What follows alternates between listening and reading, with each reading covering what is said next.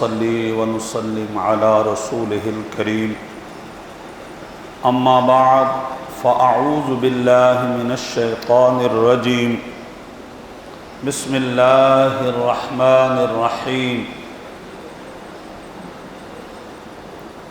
قال الله تبارك وتعالى في القرآن المجيد والفرقان الحميد أَوَمَنْ كَانَ مَيْتًا فَأَحْيَيْنَاهُ وَجَعَلْنَا لَهُ نُورًا يَمْشِي بِهِ فِي النَّاسِ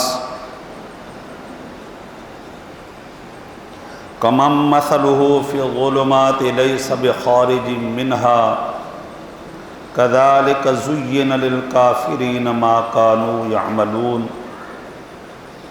صدق اللہ العلی العظیم وبلغنا رسولہ النبی الکریم الامین الرؤوف الرحیم۔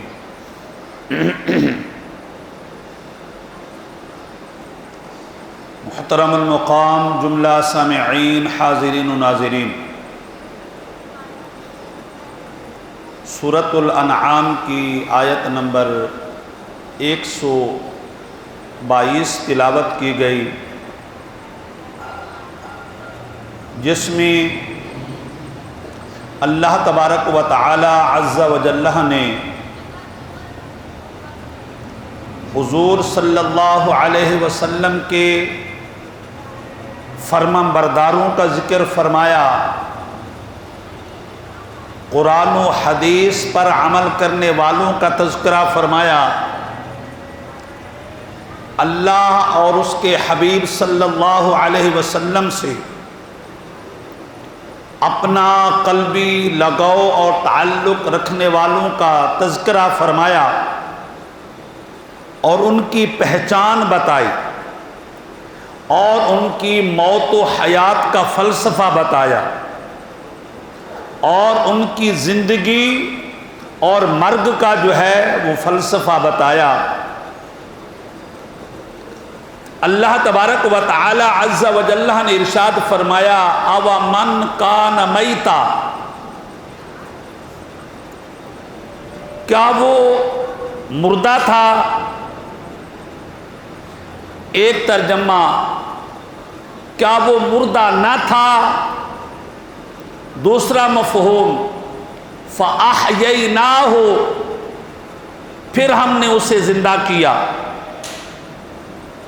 عام آدمی جب اس آیت مقدسہ کو سنے کہ وہ مردہ تھا، اللہ نے اسے زندگی دی، عام تصور یہ ہوگا کوئی ایسا آدمی جو چل پھر رہا تھا،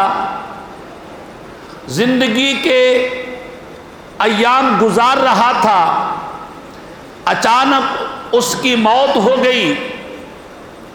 اللہ ارشاد فرماتا ہے وہ مردہ تھا، فَأَحْيَيْنَاهُ، پھر ہم نے زندہ کیا۔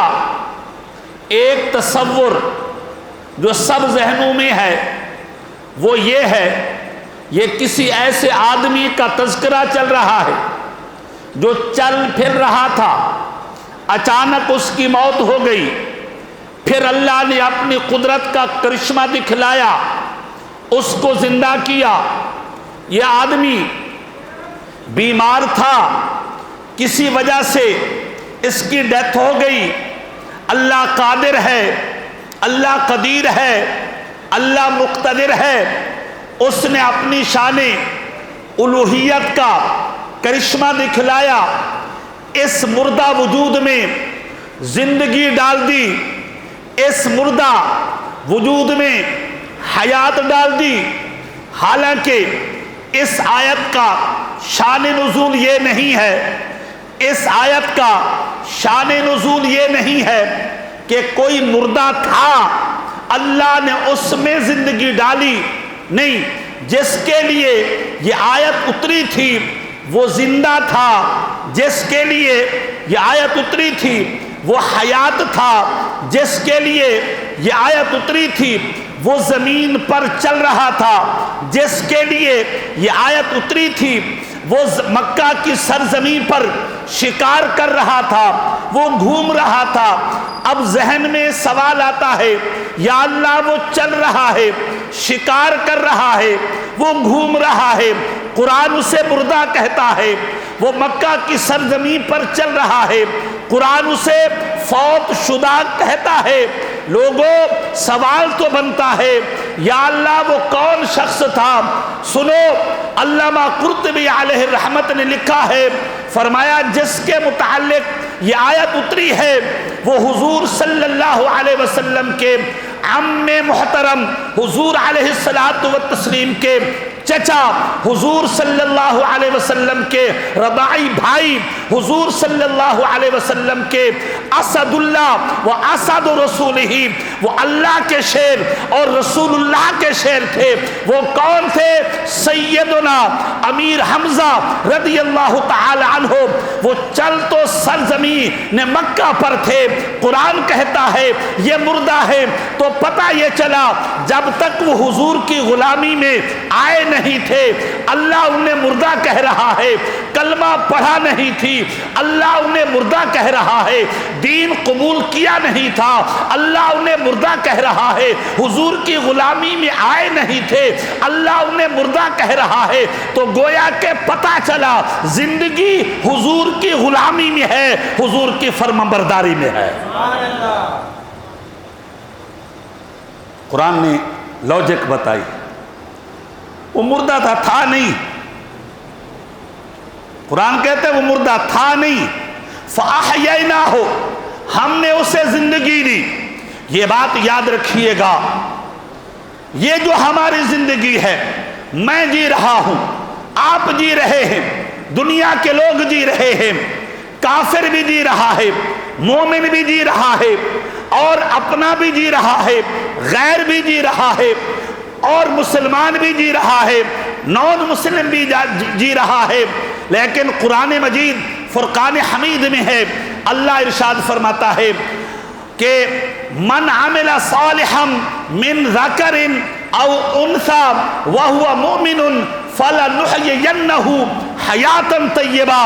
اللہ ارشاد فرماتا ہے لوگوں تمہاری زندگی اور نبی کے غلام کی زندگی میں یہ فرق ہے، تمہاری زندگی اور نبی کے یار کی زندگی میں یہ فرق ہے، تمہاری زندگی عام لوگوں کی زندگی اور حضور کا کلمہ پڑھنے والوں کی زندگی میں یہ فرق ہے۔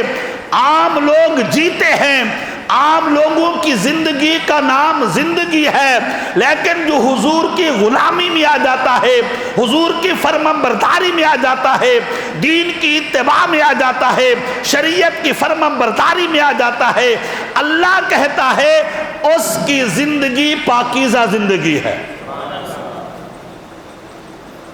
میری زندگی کو اللہ پاکیزہ نہیں کہہ رہا، فرمانبردار مصطفیٰ، غلام مصطفیٰ صلی اللہ علیہ وسلم کو اللہ جو ہے پاکیزہ زندگی کہہ رہا ہے۔ تو میں بتا رہا تھا اللہ تبارک و تعالی عز و جل نے قرآن مجید فرقان حمید میں اتارا کہ اومن کان میتا فاحییناہ، کہ پہلے وہ کیا تھا؟ مردہ تھا، پھر ہم نے اسے زندگی عطا کر دی، پھر ہم نے اسے حیات عطا کر دی، پھر ہم نے اسے جو ہے وہ زیست عطا کر دی۔ دوستو اللہ تبارک و تعالی عز و جل نے قرآن مجید فرقان حمید میں یہ بتا دیا، تم چاہو زندگی، دنیا والے بھی تمہیں زندہ کہیں، آسمان والے بھی تمہیں زندہ کہیں، رب بھی تمہیں زندہ کہے، قرآن بھی تمہیں زندہ کہے، حدیث بھی تمہیں زندہ کہے، یہ وہ زندگی ہے جو حضور کی غلامی میں گزاری جائے، یہ وہ زندگی ہے جو دین پر عمل کر کے گزاری جائے، یہ وہ زندگی ہے جو اللہ کے ارشادات پر عمل کر کے گزاری جائے۔ اگر ہم بھی جی رہے ہیں، جی کافر بھی رہے ہیں، لیکن قرآن کافروں کے لیے کہتا ہے اولئک کالانعام بل ہم اضل۔ اللہ ارشاد فرماتا ہے یہ تو جانور ہیں، یہ تو گئے گزرے ہیں، ارے کھا وہ بھی رہے ہیں، پی وہ بھی رہے ہیں، چل وہ بھی رہے ہیں، سانس وہ بھی لے رہے ہیں، جی وہ بھی رہے ہیں، لیکن حضور کے غلام نہیں ہیں۔ اللہ ارشاد فرماتا ہے یہ جانور ہیں، بلکہ جانوروں سے بھی ہمیں اپنی زندگی کا خود جائزہ لینا ہے۔ قرآن مجید فرقان حمید میں بہت سے مقامات پر اس کا تذکرہ کیا گیا ہے۔ آئیے دوستو، سیدنا امیر حمزہ رضی اللہ تعالی عنہ نبی مکرم صلی اللہ علیہ وسلم کے یہ چچا ہیں۔ نبی مکرم صلی اللہ علیہ وسلم کہ یہ سید الشہداء، جسے سید الشہداء کہتے ہیں، وہ پہلا لقب اسلام میں جس کو ملا ہے وہ حضرت امیر حمزہ رضی اللہ تعالیٰ عنہ۔ حضرت امیر حمزہ رضی اللہ تعالیٰ عنہ بڑے شان والے، عظمت والے، مقام والے صحابی ہیں۔ حضور صلی اللہ علیہ وسلم کے جتنے بھی چچا تھے ان میں سے 2 اسلام لائے، حضرت امیر حمزہ رضی اللہ تعالیٰ عنہ اور حضرت عباس رضی اللہ تعالیٰ عنہ، جن کا اسلام لانا حتمی ہے، قطعی ہے، یقینی ہے کہ اس کے اندر کوئی تردد نہیں ہے، کوئی شک نہیں ہے۔ اللہ اکبر۔ حضرت امیر حمزہ رضی اللہ تعالیٰ عنہ، جمال الاولیاء ایک کتاب ہے، اشرف علی تھانوی جو مسلک کے دیوبند کا مولوی ہے اس نے لکھا، کہتا ہے کہ ایک عورت تھی، اس کے ہاں اولاد بچے پیدا ہوتے مر جاتے تھے، اولاد پیدا ہوتی مر جاتی تھی۔ وہ سیدنا امیر حمزہ رضی اللہ تعالی عنہ کے مزار پر حاضر ہوئی اور اللہ سے دعا کی۔ امیر حمزہ رضی اللہ تعالی عنہ کا وسیلہ پیش کیا۔ اللہ تبارک و تعالی عز و جل کی طرف سے اس عورت کو بتایا گیا، یا کسی ولی کامل نے اس عورت کو بتایا کہ اگر تو چاہے کہ تیری اولاد پیدا ہونے کے بعد زندہ رہے، تو چاہے تیرے بچے پیدا ہونے کے بعد زندہ رہیں، تو جب بچہ پیدا ہو تو اس کا نام حضرت امیر حمزہ رضی اللہ تعالیٰ عنہ یعنی حمزہ نام رکھنا۔ جمال الاولیاء کا مصنف لکھتا ہے کہ پھر اس عورت کے ہاں بچہ پیدا ہوا اور اس نے اس کا نام حمزہ رکھا۔ اللہ نے اتنی برکتیں عطا فرمائی کہ ان کی 7 نسلیں جو ہے وہ توانا، حیات اور زندہ پیدا ہوئی۔ تو میرے بھائی، حضرت امیر حمزہ رضی اللہ تعالیٰ عنہ یہ بزرگوں کا مجرب وظیفہ ہے، وہ مجرب طریقہ ہے۔ فرماتے ہیں کہ اگر آپ کو کوئی التجا پیش کرنی ہو نبی کی بارگاہ میں، کوئی التجا پیش کرنی ہو رب کی بارگاہ میں، وسیلہ پیش کرنا ہو نبی کی بارگاہ میں، تو فرمایا حضرت امیر حمزہ رضی اللہ تعالی عنہ ان کے مزار پر جائے اور ان کی مزار پر حاضری دے، ان کو ایصال ثواب کریں، فاتحہ کریں۔ فاتحہ کے بعد امیر حمزہ رضی اللہ تعالی عنہ کی بارگاہ میں یہ گزارش کرے، اے نبی کے عم محترم، اے نبی کے چچا، اے سید الشہداء، یہ میرا کام ہے، اس کی عرضی پیش کرنی ہے مصطفیٰ کی بارگاہ میں، اس کی سفارش پیش کرنی ہے حبیب خدا کی بارگاہ میں، اور اس کی گزارش پیش کرنی ہے محمد مصطفیٰ صلی اللہ علیہ وسلم کی بارگاہ میں۔ فرمایا جو وسیلہ وہاں پیش کیا جائے، عرضی پیش کی جائے، پھر حضور کی بارگاہ میں بندہ حاضر ہو جائے۔ حضرت امیر حمزہ رضی اللہ عنہ کی اس عرضی کو مصطفیٰ جلدی قبول کرتے ہیں اور بندے کا بگڑا ہوا کام جلدی پورا ہو جاتا ہے۔ اللہ اکبر۔ حضرت امیر حمزہ رضی اللہ تعالی عنہ نبی مکرم صلی اللہ علیہ وسلم کے یہ چچا تھے، نہایت نبی صلی اللہ علیہ وسلم کے چچا بھی تھے اور رضاعی بھائی بھی تھے، اور نبی مکرم صلی اللہ علیہ وسلم کے چچا قریبی رشتہ تھا، رضاعی بھائی تھے۔ یہی وجہ ہے، حدیث پاک میں ہے، مولا علی رضی اللہ تعالی عنہ نے ایک مرتبہ حضور صلی اللہ علیہ وسلم سے عرض کی، یا رسول اللہ صلی اللہ علیہ وسلم، آپ دیگر قبائل کی لوگوں سے شادیاں کر رہے ہیں، دیگر قبائل کی خواتین سے جو ہے شادیاں کر رہے ہیں، اپنا قبیلہ بھی تو موجود ہے، اس میں سے آپ شادی کیوں نہیں کرتے؟ اپنے قبیلے میں بھی بچیاں موجود ہیں، ان میں سے آپ شادی کیوں نہیں کرتے؟ حضور علیہ الصلاۃ والتسلیم نے فرمایا، اے علی آپ بتائیں ہمارے خاندان میں کس گھر میں بچی بیٹھی ہے جس سے میں نکاح کر لیتا ہوں، کوئی مسئلہ نہیں ہے۔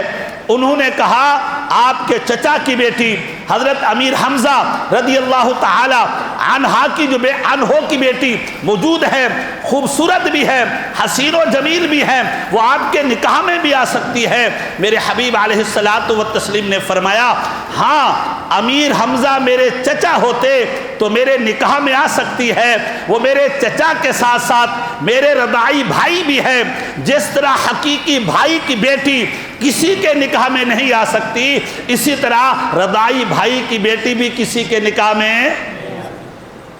مسئلے بھی یاد رکھا کرے، مسئلے بھی یاد رکھا کرے۔ اللہ اکبر۔ حضرت امیر حمزہ رضی اللہ تعالی عنہ بڑے بہادر تھے، اسلام نہیں لائے تھے، شکار کرنے کے لیے جنگل میں گئے ہوئے تھے۔ ابو جہل کی بدبختی ہمیشہ رہی، ابو لہب کی بدبختی ہمیشہ رہی، ابو لہب کی بیوی کی بدبختی ہمیشہ رہی۔ ابو جہل آیا، نبی مکرم صلی اللہ علیہ وسلم کو ستانے لگا، نبی صلی اللہ علیہ وسلم پر دشنام ترازی کرنے لگا، برا بھلا کہنے لگا۔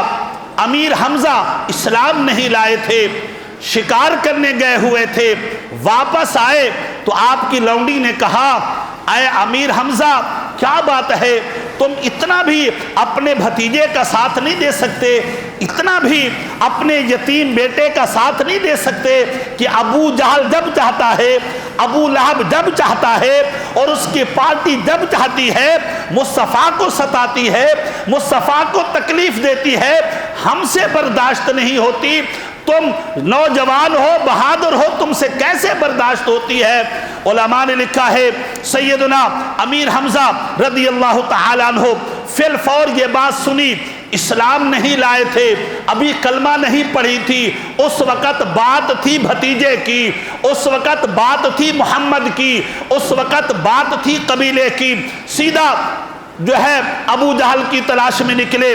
ابو جہل جو ہے حرم میں بیٹھا ہوا تھا، اپنے یاروں کے ساتھ گپے شپے لگا رہا تھا، دیکھو میں محمد کو معاذ اللہ دشنام ترازی کرتا ہوں، اس غریب کو تو بچانے والا کوئی نہیں ہے۔ حضرت امیر حمزہ رضی اللہ تعالی عنہ نے درہ دے مارا اور اس کو لولہان کر دیا اور زخمی کر دیا۔ لوگ اٹھے، پکڑنے لگے، بولنے لگے۔ فرمایا سنو، آئندہ کے لیے اگر کسی نے محمد پر انگلی اٹھائی تو اس کی گردن کاٹ کے رکھ دی جائے گی۔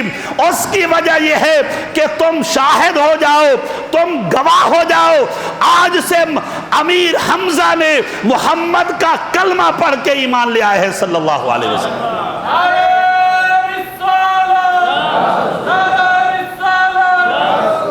اللہ اکبر۔ سیدنا امیر حمزہ رضی اللہ تعالی عنہ حضور صلی اللہ علیہ وسلم کا جب کلمہ پڑھ لیتے ہیں تو حضور علیہ الصلاۃ والتسلیم کی بارگاہ میں ابو جہل کہنے لگا، یار میری بات سنو، یہ کون سی عقل مندی ہے، یہ ہمیں ایسے دین کا درس دیتا ہے جو ہمارے آباء کا دین نہیں ہے، ایسے دین کی تبلیغ کرتا ہے جس میں بتوں کی برائی بیان کی گئی ہے، ایسی باتیں کرتا ہے جس میں ہمارے جو ہاتھوں کے تراشیدہ بت ہیں ان کی یہ توہین کرتا ہے۔ اللہ اکبر۔ حضرت امیر حمزہ رضی اللہ تعالیٰ عنہ نے کہا وَمَنْ أَسْفَهُ مِنْكُمْ، فرمایا تم میں سے بڑا بے وقوف کون ہو جو جس کے سامنے ہاتھوں سے پتھر تراشی دے گئے، ہاتھوں سے بت بنائے گئے، ہاتھوں سے پتھر جو ہے ان کو انسانی شکل کا روپ دیا گیا، پھر اس کو خدا بنایا جائے، پھر اس کو معبود بنایا جائے، پھر اس کو جو ہے الہ مانا جائے۔ فرمایا تم سے بڑا بے وقوف کوئی نہیں ہے۔ اور سنو، آج کے بعد اشہد ان لا الہ الا اللہ وحدہ لا شریک لہ واشہد ان محمد عبدہ ورسولہ، آج کے بعد نہ تمہارے یہ بتوں کا چرچا ادھر ہوگا اور نہ ہی محمد مصطفیٰ صلی اللہ علیہ وسلم پر کوئی حملہ قبول کیا جائے گا۔ حضرت امیر حمزہ رضی اللہ تعالیٰ عنہ، اللہ اکبر، حضور صلی اللہ علیہ وسلم کی ناموس کی اور حضور کی دفاع میں حضرت امیر حمزہ رضی اللہ تعالیٰ عنہ جب اسلام لائے نا، اسلام میں دو بندے جب اسلام لائے تو اللہ تبارک و تعالیٰ نے اسلام کو قوت بخش دی، اللہ نے اسلام کو پاور بخش دی۔ دو بندے جب اسلام لائے، جب سیدنا حضرت عمر فاروق رضی اللہ تعالیٰ عنہ اسلام لائے، اللہ کی بارگاہ میں حضور نے دعا فرمائی تھی اللہم اعز الاسلام بعمر بن الخطاب، اے اللہ عمر بن خطاب کے وسیلے سے اسلام کو عزت عطا فرما۔ اسلام کی عزت ہے عمر بن خطاب، اسلام کا جھومر ہے عمر بن خطاب، اسلام کا وقار ہے عمر بن خطاب، اسلام کی پاور ہے حضرت امیر حمزہ، اسلام کا رعب و دبدبہ ہے حضرت امیر حمزہ رضی اللہ تعالیٰ عنہ۔ جب رب کعبہ کی قسم، یہ دو بندے تھے، ایک عمر بن خطاب تھے، امیر حمزہ تھے، فرمایا یا رسول اللہ آج سے اعلان کر دیا جائے اس مکہ سے بتوں کو بھی نکالا جائے گا اور بتوں کے پجاریوں کو بھی نکالا جائے گا، سرعام آذانیں بھی ہوں گی، نمازیں بھی ہوں گی اور حضور کی عزت کا دفاع بھی ہوگا، حضور کی ناموس کا دفاع بھی ہوگا۔ رب کعبہ کی قسم، جو دو لوگ ہیں جو اسلام کا وقار ہیں، اسلام کا جھومر ہیں، اسلام کی پہچان ہیں، یا تو سیدنا عمر بن خطاب ہیں یا سیدنا امیر حمزہ رضی اللہ تعالیٰ عنہ۔ اللہ ہمارا درس قبول فرمائے۔ السلام علیکم ورحمۃ اللہ وبرکاتہ۔